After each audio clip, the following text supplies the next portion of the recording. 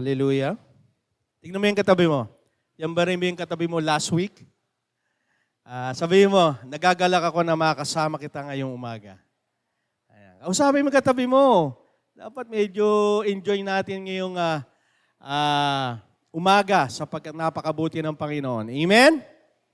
Kahit ang panahon natin na iba-iba, marami po ang nagkakasakit pero alam natin sa pamamagitan ng ating pagsamba ay tunay na mahayag ang kapangyarihan niya sa atin. Sa ating pong pagpapatuloy ng ating series na ang Victorious Life o Matagumpay na Buhay, ito po ay talagang nakaka-receive na sa atin ng tagumpay nung tayo nanampalataya sa Panginoon.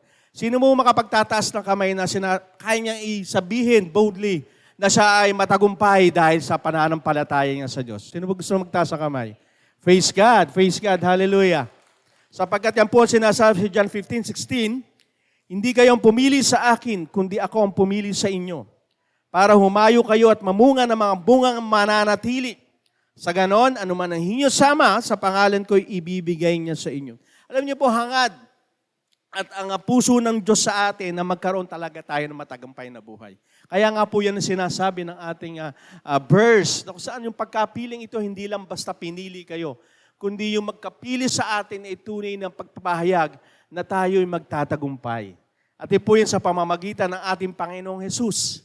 Sa pamamagitan ng ating pananampalataya, tayo po'y nakakalapit sa ating Diyos Ama. At wala pong tatay na matino. Pag tinanong mo, hangarin ba mo bilang isang tatay na ang anak mo ay mabigo? Wala, di ba? Pag ang tatay mo matino, walang mag-iisip na ang kanyang anak ay maging talunan o mabibigo. Maging sa pagharap po natin sa ating mga pagsubok, binigyan na po tayo kaagad. Kasi lahat po tayo makakaranas po ng mga pagsubok. Pero dahil po sa ating pananampalataya, ano po ibinibigay? Maging sa pagharap natin sa pagsubok, binigyan na po tayo ng kasiguraduhan na tayo po yung magtatagumpay sa anumang pagsubok. Ganun po kagandahan pag tayo po yung mananampalataya. Ang pagsubok po sa atin ay isang tagumpay. Ano po sinasabi po dito sa unang Korinto 10:13? Ang sabi po, walang pagsubok na dumarating sa inyo na hindi naranasan ng ibang tao. Ngunit maaasahan natin ang pangako ng Diyos na hindi niya tayo pababayaang subukin na hinggit pa sa ating makakaya. Kaya kung dumaranas kayo ng pagsubok, gagawa siya ng paraan para mapagtagumpayan ninyo ito. Alam niyo po, hangad ng Diyos na tayo magtagumpay. Wala po makapagsasabi dito na hindi ako nakakaranas ng pagsubok. Alam niyo po ba, pag tayo po yung maharap ng pagsubok, dapat po nakangiti ka, masaya ka. Bakit po? Kasi po, sinabi dito ng Panginoon na pag mayroon tayong pagsubok, ibibigay ko sa ito na kaya mo. Kaya wala po tayong dahilan. Ba't kaya nakakaranas ako ng pagsubok pero hindi ko kaya? Hindi. Ano po ba ang sinasabi sa atin ng Panginoon? Hindi pwede ibinigay ko sa iyo ang pagsubok na hindi yan kaya ng iyong limitasyon, ng kakayanan. Kaya dapat matuwa ka. Kasi bakit? Kapag may pagsubok, may tagumpay. Kaya sa tao, pag walang tagumpay, hindi ka pwede hindi susuong sa pagsubok. Kung walang labanan, walang tagumpay. Ang kagandahan lang po sa Panginoon, yung pagsubok na ito ay mapagtatagumpayan natin at makakaya natin. Sabi nga sa unang talata, di ba sabi dito, ang pagsubok dumarin sa inyong lahat. Kaya hindi mo pwedeng sabihin, ba't ako mayroong ganitong pagsubok? No, lahat tayo nakakaranas ng mga pagsubok, kahit na po pastor o pinakamataas po na ginagamit ng Diyos. Even the propeta po, ay nakakaranas. Isa po dyan si Job. Di ba si Job? Grabe. Pero bakit nangyari yung tagumpay pa rin ni Job? Kahit nakakaranas ng pagsubok. Bakit? Believe kasi si Lord kay Job. At sabi mo sa katabi mo, believe sa iyo si Lord. Bakit? Dahil sa pananampalataya. Alam ng Diyos na si Job ay talagang siya yung faith talaga niya. Grabe, buhay talaga, matagumpay. Kaya alam niya na sinabi nung kaaway si Satanas, aanin ko si Job ha?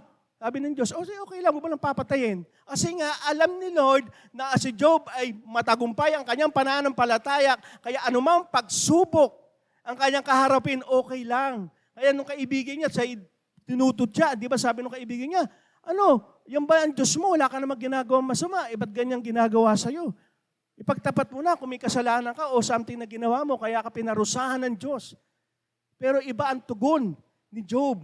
Hindi niya sinisi ang Diyos, hindi niya sinisi yung kalalagayan. Bakit? Alam niya kasi na mapagtatagumpayan niya anumang pagsubok ang kanyang kinaharap. Ganon din po dapat sa atin, na kahit po tayo nakakaranas ng mga pagsubok, nagtatagumpay tayo dahil sa ating pagsunod. Kaya si Job kahit nakaranas, grabing karanasan ni Job sa pagsubok. Dahil yung sakit niya, di ba, pandidirihan, ang kanyang kalalagayan sa buhay, nawala lahat ng kanyang kayamanan. All of the sudden, and then, ano nangyari? Sumunod pa rin siya sa Diyos. Kaya yung pagsunod sa Diyos ay isang susi upang tayo'y magtagumpay sa buhay. Ano po? Kaya po dapat tayo, pag tayo po'y tagumpay na, sunod lang tayo ng sunod. Ano po ba nangyayari? Ang problema po, pag tayo nagtagumpay, ayaw na natin yung makakaranas na tayong matatalo tayo. Di ba? Ayaw na natin, gusto natin puro tagumpay. Hindi nga po. Lahat po tayo vulnerable sa pagkatalo. Habang nandito po tayo sa mundong ito, hindi pwede po tayo na lagi na lang winner. Di ba? Hindi napapansin? Dati masagana ka sa finances, tapos bigla na lang, ba't nauubos? Bakit nagkukulang? It doesn't mean na pag kayo nakaranas po ng ganung bagay, ay talunan na kayo. Hindi po. Ano po ba sinasabi? Na kahit tayo nakakagawa pa rin ng pagkakasala, pero hindi tayo masusubsob o mabubuwal. Yun ang kagandahan po sa Kristiyano. Minsan madadapa tayo, pero hindi tayo susubsob. Hindi tayo talagang lakapak na hindi ka na makakatayo. Ito po ang sinasabi sa Salmo 37:24, sabi dito, matisod man siya, hindi siya mabubuhal dahil hinahawakan siya ng Panginoon. Imagine po natin ang isang tatay na may hawak na bata. Di ba? Sino po yung tatay dito? Pakitaas ang kamay. Mga tatay. Di ba po mga anak natin maliliit pag tayo naglalakad, hawak natin? Di po ba? Lalo na yung kung daan natin hindi patag o something malikot yung anak natin, maglalakad minsan madadapayan. Pero kapag hawak ng tatay ang anak, hindi siya susubsob, hindi siya basta-basta nabubuwal. Ganun po ang pinapakita sa atin ng Panginoon, na kapag tayo Kristiyano, nadapa tayo kanino, tayo dapat nakahawak. Ang tanong lagi sa atin, pag tayo ba'y nabubuhal o nagkakaproblema o something na tayo'y nadapa, ang kahalagahan po, sino po ba ang nakahawak sa atin? Kasi po kung ang nakahawak sa atin ay ang Panginoon, mabuwal man tayo, hindi tayo susubsob. Alam nyo, pag ang kaaway nakahawak sa'yo, pag nasubsob ka, isusubsob ka pang ganun. Hindi ka na makatayo. Kaya mahalaga po ang pananampalataya natin. Mahalaga po yung matagumpay ng ating pananampalataya at pagsunod natin sa Panginoon. Sapagkat dito natin makikita sa sinasabi sa Salmo 37:24, sabi, matisod man siya, hindi siya mabubuhal dahil hinahawakan siya ng Panginoon. Yung po ang katotohanan. Ang minsan lang po, bumibitaw tayo, hawak na tayo ng Diyos, nagpupumilit na tayo, nakasubsob na tayo, nagpupumilit pa rin tayo, umalis sa kamay ng Diyos. Hindi tayo sumusunod sa Diyos, tumatalikod tayo. Kaya ano nangyayari sa buhay natin? Lalo tayo sumusubsob, lalo tayo nabubuwal hanggang hindi na tayo makatayo. Ano po dahilan? Dahil hindi po tayong sumusunod. Pag sinabi ng Diyos, anak, alaka, tayo ka na. Hindi, gusto pa natin mahiga. Kaya napakahalaga po sa atin, tayo po tayo ay nakakaranas ng mga pagsubok. Marami tayong pader sa buhay natin. Pader ng finances, pader ng health natin, pader ng relasyon. Napakarami tayong pader. Pero napakahalaga po yung pader na yan ay kayang patumbahin ng Diyos. Amen? Na kayang ubusin at ibagsak ng Panginoon. Sapagkat lahat ng sumasampalataya, sumusunod sa Panginoon, walang matibay na pader sa Kanya. Amen? Kaya ano man ang problema mo, walang problema. Bakit? Si Lord ang kasama mo. Si Lord ang kasama mo. Ang tanong, ano ang gagawin mo pag ikay nadadapa? Ikaw ba'y hahawak sa Panginoon? Anong gagawin mo? Kasi hindi, vulnerable po tayo. Na madapa, vulnerable po tayong lahat na matatalo. Hindi po lahat okay. Di po ba? Hindi lahat puro masaya tayo. Akala natin, ako po bago pa sa Kristiyano, akala ko ang pagiging Kristiyano, puro happy lang. Sino po nakaranas ng pag-iisip na ganun? Gusto ko nang mag-born again, gusto ko nang sumunod sa Panginoon. Pero hindi napapansin. Hindi naman lahat ng oras masaya eh. Hindi lahat ng oras masagana. Hindi lahat ng oras yung punong-puno ka lagi ng mga bagay na gusto mo. At mas madalas pa, yung ayaw natin, yun ang nangyayari. Kaya dapat po maintindihan natin sa oras na ito, sa umagang ito, ang mensahe ng Panginoon na kahit tayo ay natatalo, nadadapa, kaya pa rin natin magtagumpay. Amen? Yan po ang mensahe ng Panginoon. Sabi dito sa ating sermon, maging matagumpay sa buhay mula sa pagkatalo or turn defeat into victorious life. At hindi na po sinabi po sa Salmo, di ba? Madapa, hindi ka masusutob. Ganun po ang mga Kristiyano. Ang mga Kristiyano, yung may mga talagang may pananampalatayang buhay, matagumpay ang relasyon sa Panginoon. Ano po sinasabi dito sa Kawikaan 24:16? Ang taong matuwid, mabuwal man ng 7 ulit, ay tiyak na makakabangong ulit. Hindi tulad ng taong masama, na kapag nabuwal, ay hindi na makakabangon pa. Alam mo, pag tayo po ay tunay na may relasyon sa Panginoon, nagtitiwala sa Diyos, hindi ka mananatili nakadapa eh. Babangon ka. Amen? Ano sabi po dito? Mabuwal ng 7 ulit, tiyak na makakabangon. Pag 7 times ka nabuwal, 7 times ka rin babangon. Amen? Ganon ang dapat natin sa ating puso. Bakit? Kasi doon tayo itinalaga ng Diyos at hawak tayo ng Diyos. Kaya pag tayo dumadaan sa pagkatalo, hindi ilang ikaw ang kasama sa buhay mo. Minsan pag tayo natatalo, ganyan tayo eh. Pinabayaan na ako ng Diyos. Hindi. Minsan ginagamit yan ng Diyos upang lalo natin makita na meron palang matagumpay na buhay mula dyan sa pagkatalo sa buhay mo. Wala mo makapagsasabi dito sa atin, lahat siya tagumpay, walang siyang talo. No. Kahit mga magagaling po sa sports, sa basketball, sino po naglaro ng basketball, alam nila sino pinakamagaling na team pero hindi sila daranas ng pagkabigo, matatalo rin sila. Meron silang weaknesses din na kalaban. Ganun po yan. Hindi po lahat kaya nyo, hindi. Matatalo ka talaga. Ibig sabihin, yung ating pagkatalo, vulnerable tayong lahat dyan. Hindi lahat tayo laging tagumpay. Ang mahalaga lang, hindi ka pumapayag na ang buhay mo'y talunan dahil lang iyon, hindi yun ang nais ng Diyos. Huwag kang pumayag. Sabi mo sa katabi mo, huwag kang pumayag na maging talunan. Kung ngayon nakakaranas ka, natalo ka ngayon, huwag kang manatili dyan sa pagkatalong iyan. Yan, pagkatalong yan, ay magiging tagumpay sa buhay dahil sa ating Panginoon. Ang importante sa tagumpay ay kasama mo ang Diyos. Kaya tinanong ko po kayo kanina, di ba? Sa inyo mo bang bilang mananampalataya, bilang namumuhay kayo, bilang mananampalataya, ay tunay ba nating kasama ang Diyos? Mahalaga po yung bakit? Kasi po, pag kasama mo ang Diyos, kasama mo ang tagumpay. Ano po sinasabi sa Josue 6:27? Kasama ni Jose ang Panginoon. Take note ha? At naging tanyag siya sa buong lupain. Naging tagumpay siya sa buong lupain. Ano naging susi? Kasama niya ang Panginoon. Kaya napakahalaga po bilang mananampalataya. They call to be Christian pero hindi po nila natin nakikita minsan maging ang sarili natin. Kasama ko ba talaga si Lord? O iba ang kasama mo? Kasi po, yan po ang mahalaga sa atin. Pag kasama mo ang Diyos, kasama mo lagi ang tagumpay.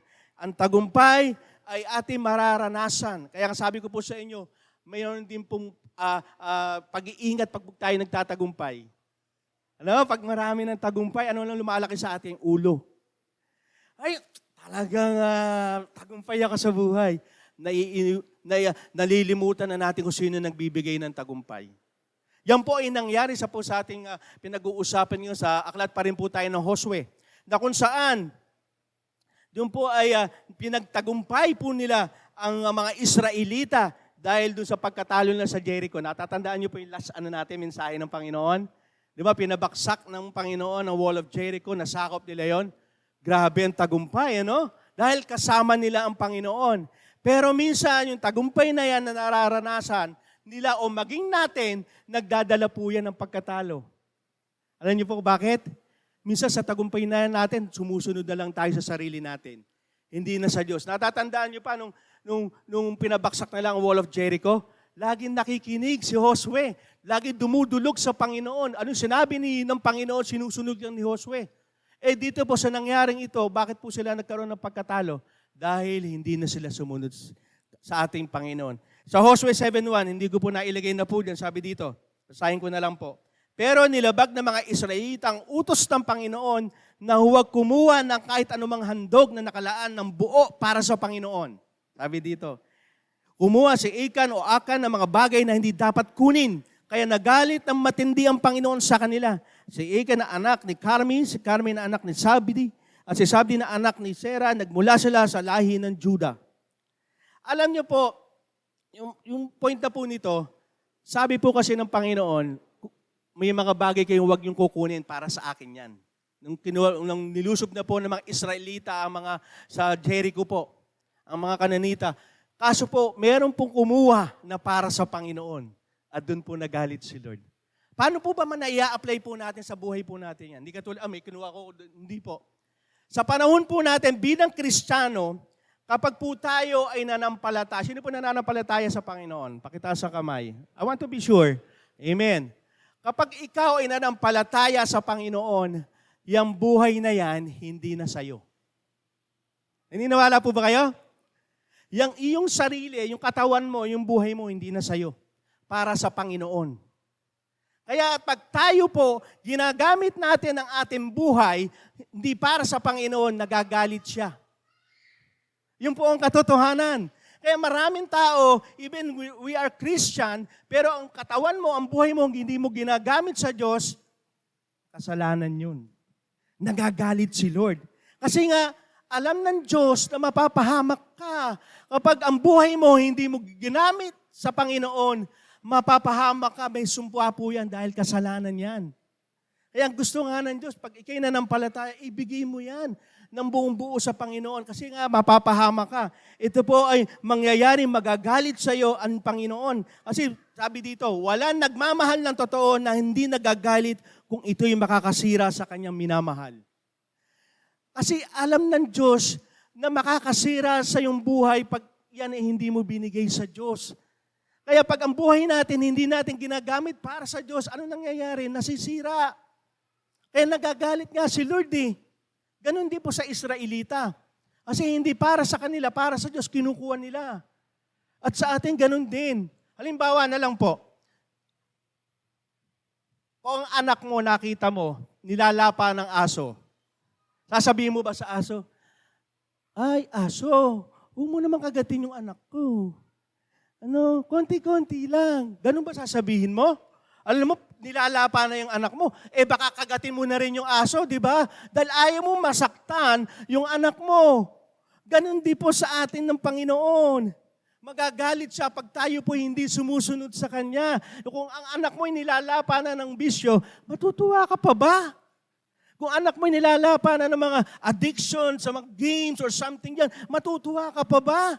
Kung anak mo ay nilalapa na sa mga maling relasyon, ang mga bagay na magpapalayo sa iyo sa Diyos, matutuwa ka pa ba? Hindi magagalit ka. Ganun ang Panginoon. Kahit sa ang Panginoon natin ay full of grace, full na siya ng pagmamahal. Pero pagdating po, pag makakasira sa kanyang anak, magagalit siya. Kaya yung buhay mo ay para sa Diyos. Kaya pag ito'y ginagamit natin para sa iba, ito po yung magdadala sa atin ng pagkatalo. Ganyan po ang nangyari sa Israelita. Dahil po sila ay lumabag sa inuutos ng Panginoon, hindi naman pwede i-tolerate ni Lord yan. Na tayo ba'y gumagawa na ng masama, disobedient na tayo, ang tinig sa'yo ni Lord, sige, gawin mo lang yan, ipagpatuloy mo. Hindi pwede. Kasi alam ni Lord, makakasama sa yan. Kasi ang totoo, naghahangad, nagagalit yan sa masama. Pero ang taong hindi naghahangad na magalit sa masama, hindi siya magnanais para sa kabutihan. Kasi si Lord nagagalit. Bakit? Kasi nais niya yung kanyang mga anak ay mapabuti. Kaya yung mga tatay, pag hindi mo pinagagalitan ng anak mo na napupunta na sa masamang hindi maganda, hindi ka nagnanais na maganda para sa anak mo. Kaya nga nagagalit tayo mga tatay. Kasi gusto mo na magnais tayong lahat na mapabuti yung ating anak. At ganyan po ang ating Panginoon. Ang masama nga lang, hindi tayo sumusunod. At ito po yung nagdadala sa atin ng pagkatalo. Katulad po sa Israelita, sa Joshua 7:21, hindi ko na rin po nilagay, hindi ko po nailagay dyan. Sabi dito, sa mga bagay na sasamsam natin, ito po na, may nakuha na si Achan. May nakita akong isang magandang damit na mula sa Babylonia, pilak na may 2 kilo't kalahati at isang baretang ginto na may bigat na kalahating kilo. Naaakit ako sa mga ito, kaya kinuha ko, ibinaon ko ito sa lupa sa loob ng tolda ko. Ang pilak ang nasa pinakailalim. Ano yung napapansin nyo dito? Parang kay Eva at Adan. Sabi dito, may nakita akong isang magandang damit.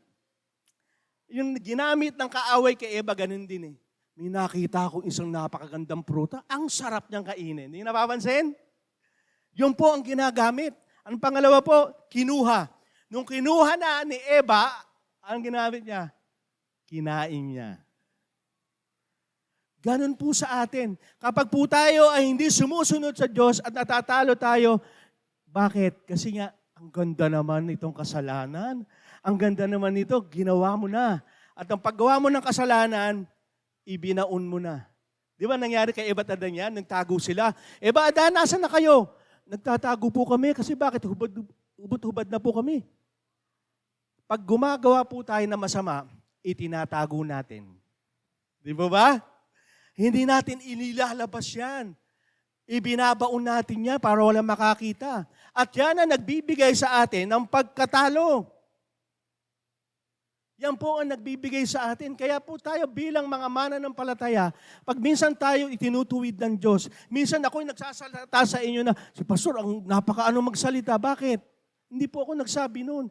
Kung sa akin lang, hindi ko na po sasabihin sa inyo, ano ba, pakialam ko sa inyo? Tama? Hindi, bakit? Kasi yun ang pinasasabi sa akin, hindi lang po kayong inaano ng Diyos, maging ako po, maging tayong lahat. Bakit? Para po tayo ay magtagumpay. Para po tayo hindi po makaranas sa mga bagay na tunay na magpapalayo sa atin sa Diyos. Napilit tayong hinahawakan ng Diyos pero pilit tayong bumibitaw. Pilit tayong pinagtatagumpay tayo ng Diyos pero pilit tayong di sumusunod. At kung magtagumpay man tayo, lumalayo na tayo sa Diyos. Marami po sa mga kabataan, Pastor, pag-pray mo kami ng trabaho, talaga, malaki paano ka nagkatrabaho na nawala na sa church? Oh, bakit? Ba't nagkaganon? Kasi nga, hindi natin nakikita yung mga bagay na mas mahalaga. Ang mas mahalaga yung pagsunod mo sa Diyos. Na kapag ikaw ay hindi mo kasama ang Diyos, sabihin ko sa inyo, hindi kayo magtatagumpay.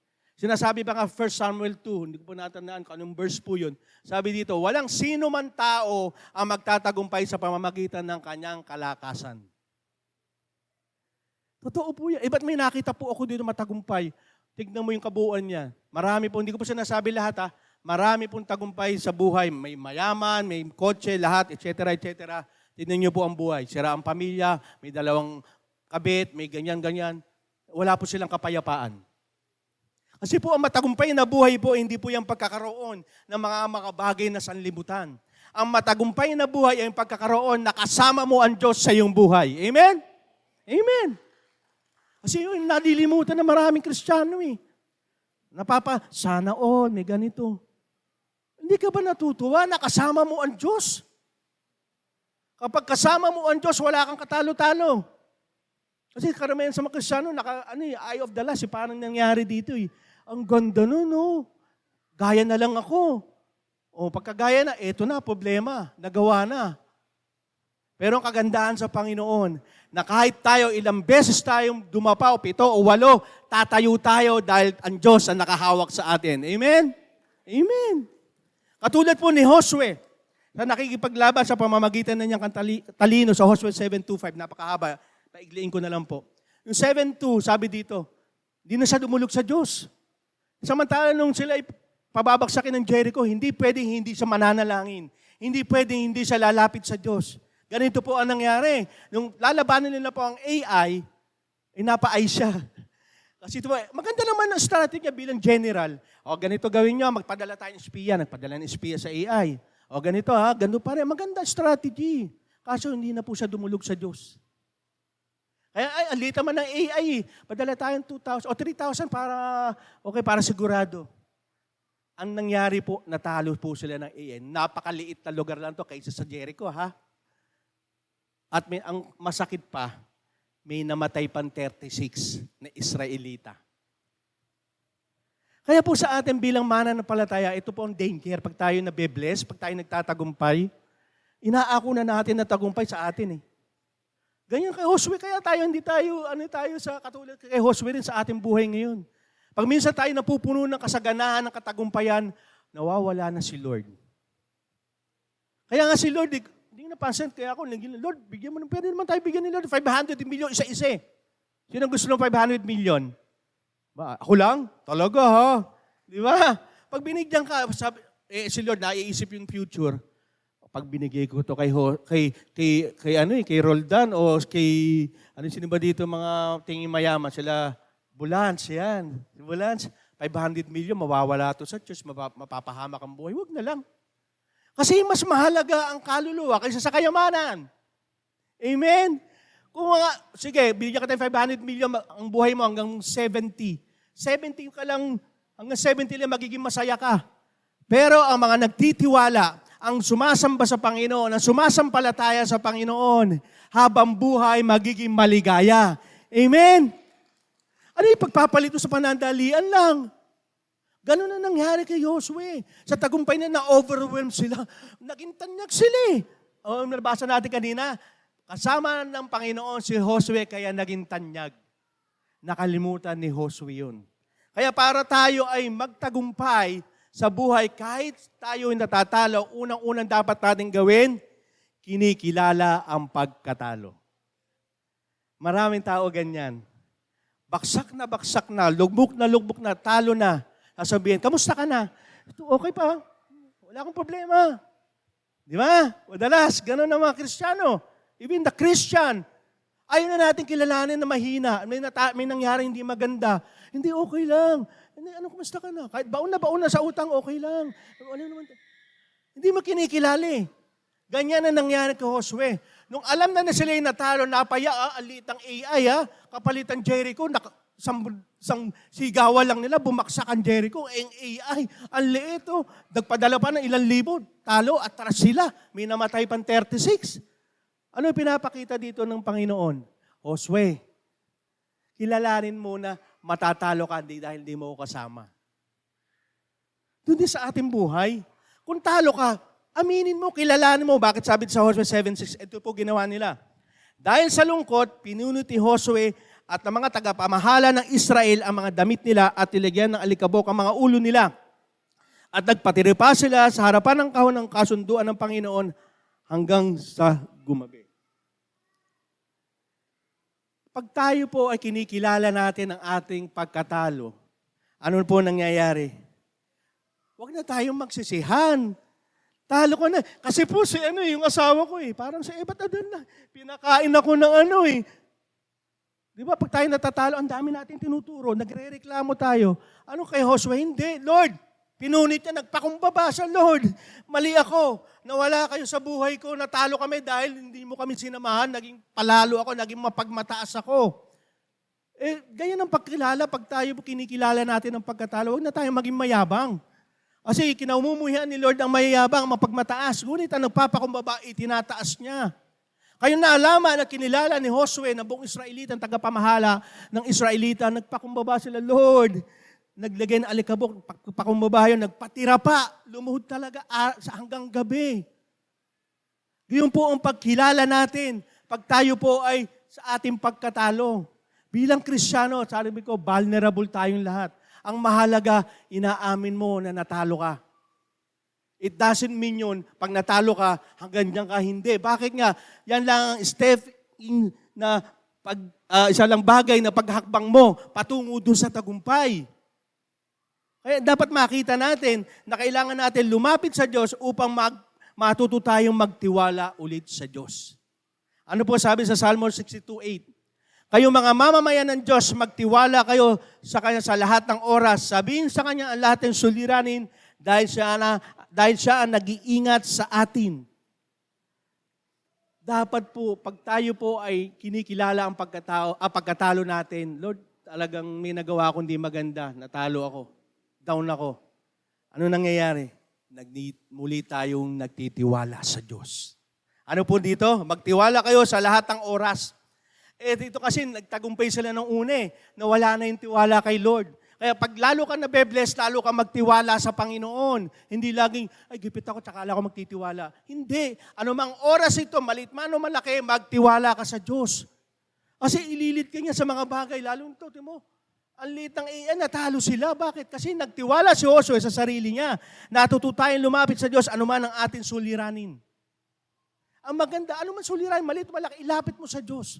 Di, kaya ko na to. Madalas, Kristyano ganyan. Maliit lang, kaya ko na to. Chicken, maning-mani. Yan nga tayong problema eh.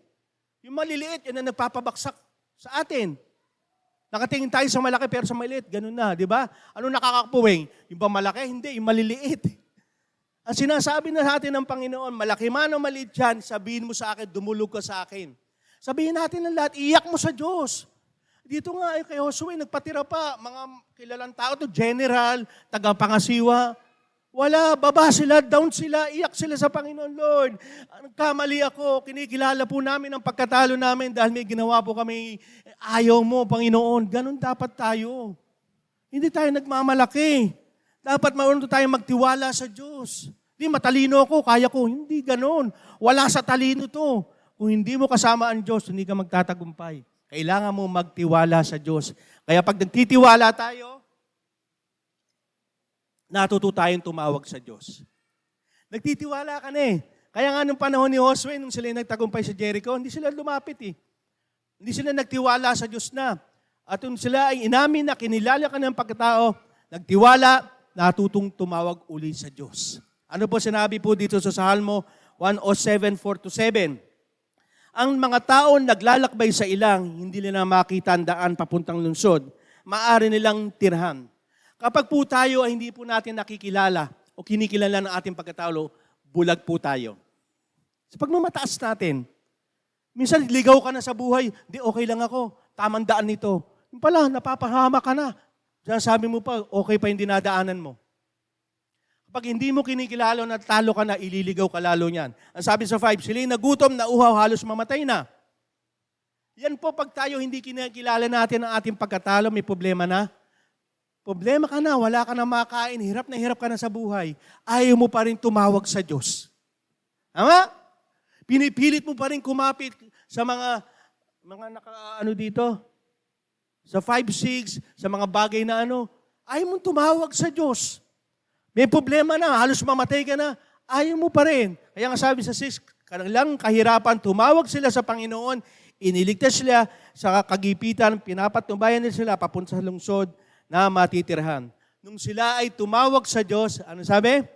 Iniligtas sila sa kagipitan, pinapatnubayan, sa kailang matitirhan. Kapag po tayo tumatawag sa Diyos, nung tayo kinikilala natin na tayo may problema, ano nangyari? Nililit tayo ni Lord sa tamang daan. Di ba sino nakaalala pa nung ikaw ay muli mong tinanggap si Jesus bilang Panginoon tagapagligtas? Di ba unang-unang ginawa niya, nililit ka niya sa ang patungong daan? Yung pagkauho mo, inibsan niya. Yung kahirapan, inibsan niya. Ang iyong paghihirap sa buhay, lalong kaligtasan, ibinigay niya. Lalo na yung matitirahan mo, sabi niya ng Panginoon, ikaw ay makakasama ko dun sa langit. Iniyagabay tayo sa tama matitirahan. Aminin natin, kilalanin na natin na may problema tayo. Natalo tayo, huwag tayo mapagmataas. Kasi pag tayo lagi nagmamataas, ibang bahay, ibang titirhan ang pupunta natin. Saan? Kapahamakan, kasama ang pahihirapan ng Diyos. Kaya alam ni Josue yun. Kaya pag tayo ay naliligaw na napupunta sa kadiliman, huwag kang mag-atubilin tumawag sa Panginoon. Ano man dilim ng iyong buhay, tumawag ka sa Diyos at ililigtas sa niya. Ito po sabi sa Salmo 107:13-14, sabi, sa kanilang kagipitan sila'y tumawag sa Panginoon at sila'y kanyang iniligtas. Pinutol niya ang kanilang mga kadena at kinuhan niya sa napakadilim na piitan. Sabi mo sa katabi mo, walang madilim kay Lord. Ano bakit? Kapag hindi mo kinikilala ang pagkatalo mo, sinasabi mo lang, dito na lang ako. Dugmok na ako dito, wala nang pag-asa. Kadena na ako ng bisyo. Kadena na ako ng mga bagay na punong-puno ng kadiliman. Kaya hindi na natin makita yung liwanag ni Lord eh. Bakit? Hindi tayo natututong sumanggunin sa Kanya, tumawag sa Kanya. Pero pag tinawag mo si Lord na siya ang ilaw, kapag ang ilaw dinala mo sa dilim, may dilim pa ba? Wala na. Kasi ang kasama mo ay liwanag si Jesus, ang Panginoon, ang Diyos Ama, punong-puno ng liwanag, kaya anuman ang dilim sa buhay mo, mawawala, mapapalitan ng liwanag mula sa Panginoon. Amen? You become righteous sa pamamagitan ng ating Panginoon. Kaya bilang mga Kristiyano, ikaw, Pastor, wala na akong punong-puno na kadiliman. Huwag kang mag-alala. Hawak kita at taglay ko ang liwanag. Tatanggalin ko anumang kadena dyan sa paa mo, sa kamay mo, sa ulo mo na nagpapahirap sa iyo upang hindi mo kilalanin ang pagkatalo mo. Sasabihin ko sa iyo, dilim na yan, magiging liwanag, tumawag ka lang sa akin. Huwag po natin kalimutan yun. Na habang tayo nakakaranas sa mga bagay na talo na ako, give up na ako, ayoko na maging Kristiyano, ayoko na mag-church, ayoko na pumunta kay pastor, ayoko na magkausap sino man. Lalo tayo mapapahamak. Unang-una mong kausapin, tumawag ka sa Diyos dahil hindi ka niya ililigaw. Amen? Nung natutunan na ni Josue na kilalanin ng kanyang pagkatalo, natutunan siyang muling tumutok sa Diyos. Kaya napakaganda kapag alam mo, natalo ka at may ginawa ka hindi maganda, ilalagay ka ni Lord, tumutok ka sa akin. Sa akin ka lang tumingin. Ano po sabi sa Josue 7, 10, and 12? Sinabi ng Panginoon kay Josue, tumayo ka, bakit ka nakadapa? Kapag hindi po natin kinilala ang ating pagkatalo at hindi tayo tumutok sa Diyos, walang magtataas sa atin. Walang magsasabi sa iyo, anong ginagawa mo yan? Ba't tayo na? Hindi yan ang plano ko sa iyo. Hindi ka destined to be failure. Destined ka magtagumpay, tayo ka. Yan ang sabi kay Josue. Ganyan din ang sinasabi sa atin sa Panginoon. Kung ikay nakaranas ng pagkatalo ngayon, sa hinaharap mo sa buhay, tumingin ka sa Diyos, sasabihin sa ni Lord, tumayo ka, pagtatagumpayin kita. Kasi pag tayo nakakaranas ng pagkatalo, ayaw na rin tumingin sa Diyos lalo na. Kala ko ba may Diyos, ba't ako hindi ko makita si Lord? Ganyan tayo madalas, pag tayo natatalo, nag-iisa na lang ako, ganyan parang si Elijah. Yung hindi niya nangyari yung gusto niya. Na-disappoint siya. Sabi niya, Panginoon, nag-iisa na lang akong lingkod mo. Nakatuon na lang siya sa sarili niya. Pero sabi ni Lord, may 7,000 pang propeta, nandun. Kaya pag tayo tumutok sa Diyos, meron tayong kapwa mananampalataya, meron tayong church, meron kang pastor, meron kang magulang, meron kang mga tao na bibigay sa iyo ng karunungan na magtatagumpay ka, na kaya mo, tumutok ka, tumayo ka. Sabi ni Lord, bakit ka nakadapa? Ang sabi sa verse 12, ito ang dahilan kung bakit hindi sila makalaban sa mga kaaway nila. Natakot sila at tumakas dahil sila mismo ay lilipunin bilang handog sa akin. Hindi ko na kayo sasamahan kung hindi nyo wawasaki ng mga bagay na nakalaang handog ng buo sa akin. Kapag hindi ka sinamahan ni Lord dahil mayroon kang taglay na pinaalis sa'yo, hindi ka magtatagumpay. Kaya pag tayo tumututok sa Diyos, hindi para mai-condemn ka, kasi ikaw napakasama mong tao, hindi. Para tanggalin yung mga bagay na yon, upang sa pagtanggal na yon, masamahan ka ni Lord, papunta dun sa tagumpay. Kasi pag tayo may mga pumupuna, pag may binanggit si pastor sa harapan, parang pinatatamaan ako ni pastor, may galit yata sa akin si pastor. Diba ganun tayo minsan? Minsan iniiwasan pa natin, hindi akin yan, saya, no? Hindi, para sa atin lahat yun. Bakit? Para tayo ay mabago, para matanggal yung anuman sumpa sa buhay natin na nagdadala sa atin ng pagkatalo. Kaya nga dito, sabi ito, hindi ko kayo sasamahan. Kasi yung mga problema na yan, yung mga kasalanan na yan, ibinibigay kay Lord para magtagumpay ka. Amen? Kinukuha mo Sabi mo sa katabi mo, kung kunin, hindi para sa iyo yan. Yung failures para kay Lord yan. Yung paghihirap para kay Lord yan. Yung utang para kay Lord yan. Yung sakit para kay Lord yan. Anumang bagay na nagpapahirap sa'yo, hindi sa'yo yan. Kay Lord yan dahil ang buhay mo hindi na sa'yo. Amen? Kasi tayo ganun Pag tayo pumokus kay Lord, talagang nakafocus tayo. Ibibigay ni Lord, anak, tanggalin mo yan. Sa akin po nangyari yun Kaya kung naunawaan, sabi ni Lord, tanggalin mo yung bisyo mo Kasi pag hindi mo tinanggal yan, magpapahirap ka, Lord. Matagal na, kung sa Kristiyano, 2 years pa lang ako, etong bisyo ko, nasa 30 years na to. Nag-invest na ako dito. Parang ganun Pero hindi Unless hindi ka susunod sa Diyos, hindi ka magtitiwala sa Diyos, at pag sinabi niya, alisin mo yan dahil hindi kita sasamahan, mangyayari talaga talo. Pero nung sinabi ni Lord, sige, tutulungan kita. Alam ko mahirap eh. Ano maganda kay Lord eh. Alam niya mahihirapan ka, pero dahil susunod ka, tutulungan ka niya. Amen? Ganun po. Matuto tayong makinig, matuto tayong sumunod. Upang sa ganun, nakakatutok tayo sa Diyos, nakakatutok tayo sa paglilinis ng buhay. Ano po sabi dito sa Joshua 7:13? Tumayo ka, sabihin mong sa mga tao na linisin nila ang kanilang sarili para bukas dahil ako ang Panginoon ng Diyos ng Israel, nagsasabi, O Israel, tinatago kayong mga bagay na nakalaang handog ng buo sa akin, hindi kayo makakalaban sa kaaway nyo hanggat nasa inyo mga bagay na ito. Ano ang maganda nga, sabi ko po sa inyo, pag tayo nakatutok sa Panginoon, unti-unti po tayo, babaguhin ni Lord. Lilinisin ni Lord. Kasi yan po yung nagpapatalo sa atin eh. Yung mga kinikip pa natin, alam mo mahalaga, ay, welcome to Lord. Hindi mo ba alamin na nagdadal sa iyo ng kapahamakan, ng pagkatalo? Lord, kunin mo na ang lahat, wag lang to. Lord, kunin mo na yung mga bagay nito, pero wag lang ang Shopee, tsaka ano mo na, yung social media, okay na yun. Pero sabi sa'yo ni Lord, mas mahaba pa yung oras mo kaysa sa akin dyan. Hindi ka nagbabasa ng Bible, hindi ka nagdi-devotion. Mas mahaba pa. O si dito, bago magpunta sa church, ano yung mga ginagawa natin? Ha? Mga kabataan, bago magpunta ng church, hawak ang cellphone, social media. Grabe, ano? Hindi tayo excited. Alam niyo po anong panahon na lumantipan? Mga mag-asawa, pag sasamba sila, bawal po sila mag-saping. Ganon ka-holy ang pagsamba nila sa Diyos. Pag nandito pa wala pang 2 oras. Tagal mo, pastor Anong oras na Lagi nakatingin nakayuko. Kala mo nagpe-pray, yung pala hawak ang cellphone. Kala ko umiiyak, nagpe-pray, yung pala hawak ang cellphone. Wala tayong galang sa Diyos. Kasi nga, hindi tayo nakatutok sa Diyos. Hindi tayo nakatutok. Sa pagtutok natin sa Diyos, may paglilinis ng buhay. At sa paglilinis ng buhay, nagkakaroon tayo ng alin? Nakakatutok tayo para parangalan ng Diyos. Kasi nung panahon na yon, gustong parangalan ni Josue, pagiging general niya. Ba't tinalo namin ng Jericho? Kaya naging sikat nga sila anong nangyari? Jericho, masyado kang kung di lang kita sinamahan, mapapabaksak niyo ba ng pasigaw lang ang wall of Jericho? Ang kapal po nun. Pag po sinerch niyo po yan, kapal po nun. Para pabaksakin mo ang napakalaking wall. Yun po yung strength po ng Jericho. Yung po pananggalang nila sa mga lulusob. Pero imagine mo, sa pamamagitan ng sigaw, bumaksak. Anong klaseng sigaw yun? Baka birit ba ni Regine Velasquez yun? Para pumutok yung Hindi.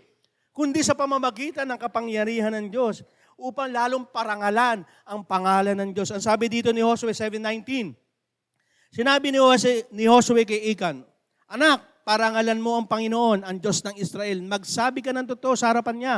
Ano ang ginawa mo, wag mo itong ilihim sa Kanya. Pag alam mong talo ka na, sabihin mo na kay Lord ang totoo. Lord, may ginawa talaga ako kaya po nangyari ito Ganyan. Kaya si Joshua, nung nalaman niya, di mo ba alam? Kung dumulog ka sa akin, na alam mo na si Achan, may kinuha yan na para sa akin, kinuha niya. Kaya yun Kaya nga sabi ni Joshua, maging totoo tayo. Maging sa ating buhay. May problema ka na, maging totoo ka. Kaya patuloy, huwag tayong mamuhay sa kasinungalingan ng kaaway. Kasi mga Kristiyano, kailangan, di ba, papagpala, ba't ganyan ka? Kaya nga magpakatotoo kayo, magsabi ka sa Panginoon, iyak mo sa Panginoon. Kasi ang Diyos ay buhay, naririnig ang bawat panalangin natin.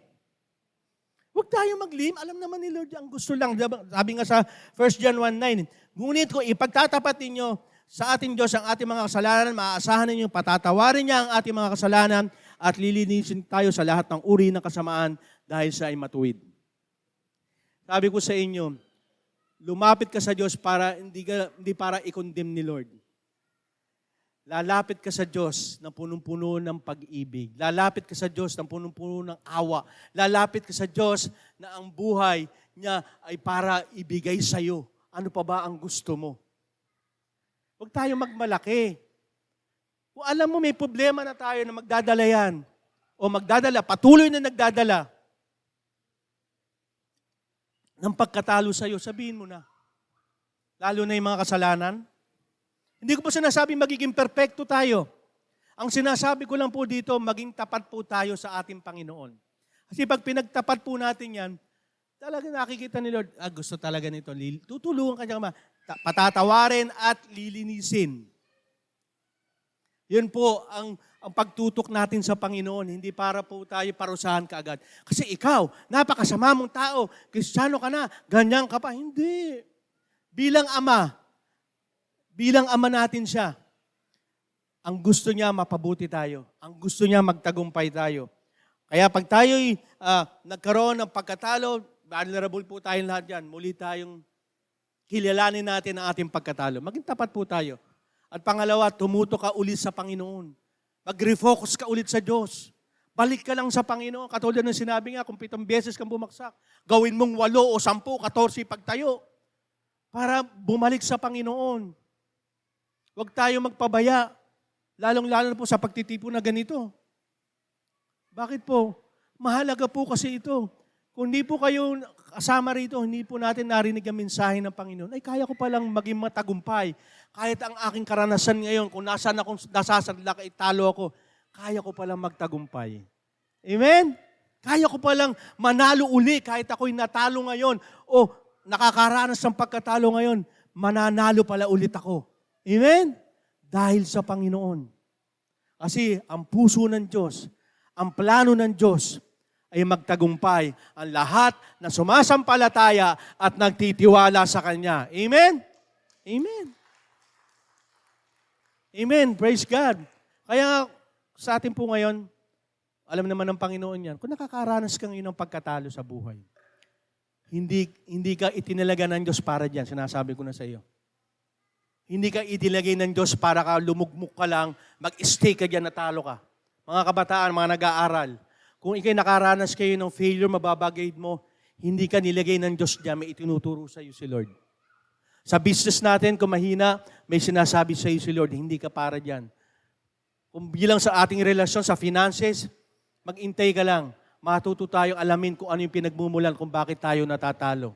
Ang pangalawa, focus ka lang kay Lord. Para sa pag-focus mo kay Lord, sasabihin niya, anak, ito ang problema.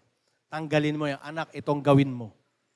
Kasi kung pilit pa tayo ng ginagawa sa pamamagitan ng ating kakayahan, I tell you, darating ang panahon, sasabihin mo, bakit ganito ang buhay ko? Talo. Ang tanong ko lagi, saan ka ba nakahawak? Sino ba ang nakahawak sa iyo? Ang Diyos ba o ang kaaway? Pero ang lahat na may matagumpay na pananampalataya, sa Diyos nakahawak. Amen? Amen? Let us pray. Ama naming Diyos, kayo po ang dakila sa lahat. Aming lahat po daranas ng pagsubok. Hindi po namin pwedeng iwasan yan. Hindi po namin pwedeng tanggihan yan. Pero ang kagandahan pag kami po ay may relasyon sa inyo. Meron kami matagumpay na pananampalataya. Lord, kaya namin magtagumpay. Sapagkat sinabi nyo nga po sa inyong salita, nakahawak kayo sa amin. Kung kami man ay natisod, mabubuhal, hindi kami susubsob o madadapat doon na lang sa lugar na yon. Hindi po. Sapagkat itataas mo kami upang pagpapakita na kami muli magtatagumpay. Lord, sa oras na ito, alam niyo po yung mga sitwasyon ng amin lahat dito, Panginoon. Kung sino man dito, Panginoon, na nakakaranas ng difficulty sa finances, Lord, kausapin niyo po sila kung ano yung dapat nilang gawin, ano yung mga dapat nilang tanggal kung bakit ay nagkakaroon sila ng ganitong sitwasyon. Maging sa health, Panginoon, kung may disiplina sa pagkain, Lord, sabihin niyo po. Sa isang relasyon, Panginoon, may mga alitan, away, Panginoon. Kayo po ang kumilos, Panginoon, ipakita niyo po. Sapagkat kami lahat ay dudulog sa inyo. Hindi kami magtitiwala sa sarili namin, kundi sa inyo, Panginoon. Upang sa aming pagsunod sa inyo, sa pagtitiwala namin, Panginoon, lalo maparangalan ang iyong pangalan. Lord, sa oras na ito, sinasabi na namin sa iyo ang lahat. Kaya sa lahat ng naririto, kung gusto mong kausapin ng Panginoon, kung meron kang pinagdadaanan na ngayon, na hirap ka, ngayon yung pagkakataon na ito, sabihin mo sa Panginoon, kung gusto mo iiyak kay Lord, Lord, sabihin mo. Sapagkat siya'y ama mo, sapagkat siya'y nalalapitan at nakakarinig ng lahat ng ating panalangin, sabihin mo sa pagkakataong ito. Huwag mo hayaan ang pagkakataong ito maging dahilan upang hindi ka maging tapat sa harapan ng Diyos. na hindi mo kinikilala anumang pagkatalo, anumang mga gawain na ayaw ng Diyos sa buhay mo. Sa oras na ito, binibigyan ka ni Lord ng pagkakataon. Grab the opportunity sa umagang ito. Sabihin mo sa Panginoon, iyak mo, Lord, ayaw ko nito, hindi ko kaya. Tulungan mo ako, Panginoon, na matanggal ang mga bagay na ito na alam ko nagiging dahilan ng pagkatalo ng buhay ko. Hindi po ito ang plano mo sa akin, Panginoon. Hindi po yung nais mo sa puso ko, Panginoon, na maging talunan, na malukbok mo, Panginoon, sa kadiliman. Sapagkat, Lord, ang binibigay mo sa amin ng lahat ng sumasampalataya sa inyo, madapa man, madbuluhan, hindi malulugmo, kundi tatayo at muling magtatagumpay dahil sasamahan mo kami. Lord, sa oras no, kaawaan niyo po ang lahat sa amin. Hindi na po kami umaasa sa sarili naming kakayahan, sa aming mga taglay, Panginoon, kundi sa inyo lamang. Sapagkat sinabi mo, kung di mo kami sasamahan, Lord, walang tagumpay na mangyayari sa aming buhay. Sa amin, sa lahat ng aspeto, maging sa trabaho, sa negosyo, sa pag-aaral, sa relasyon, sa lahat po ng aspeto, Panginoon, samahan niyo po kami.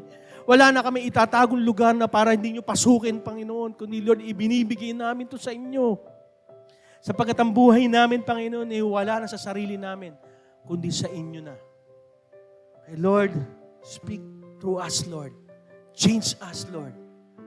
Baguhin mo kami, Panginoon, upang lalo maparangalan ang iyong pangalan. Lord, salamat po, Panginoon. Binabalik namin sa iyong kapurihan at karangalan sa iyong pangalan. In Jesus' name we pray. Amen. Amen. Palakpakan po natin ang Panginoon sa oras ito.